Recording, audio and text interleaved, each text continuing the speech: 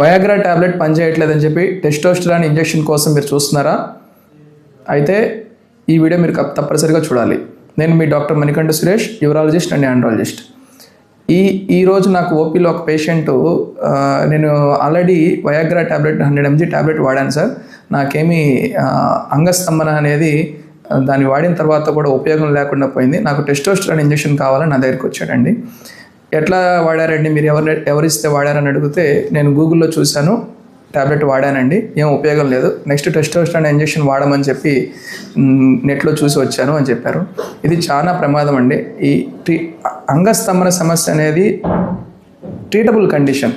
సరైన హిస్టరీ అన్నీ చూసుకొని కాజెస్ కనుక చూడగలిగితే చాలా వరకు దేనివల్ల వస్తుందని చూసి ట్రీట్మెంట్ చేయడం వల్ల దీనికి ట్రీటబుల్ కండిషన్ అనమాట. అంతేకాని అనవసరంగా టెస్టోస్టెరాన్ ఇంజెక్షన్ వేసుకోవడం వల్ల ఉన్న సమస్య ఇంకా పెద్దదవుతుంది అనమాట. దీనివల్ల పూర్తిగా పిల్లలు కూడా పుట్టే అవకాశం తగ్గిపోతుంది అనమాట టెస్టోస్టెరాన్ ఇంజెక్షన్ వాడటం వల్ల. దీంతోపాటు అనేక రకాల సైడ్ ఎఫెక్ట్స్ ఇంజెక్షన్స్ వల్ల ఉంటుంది.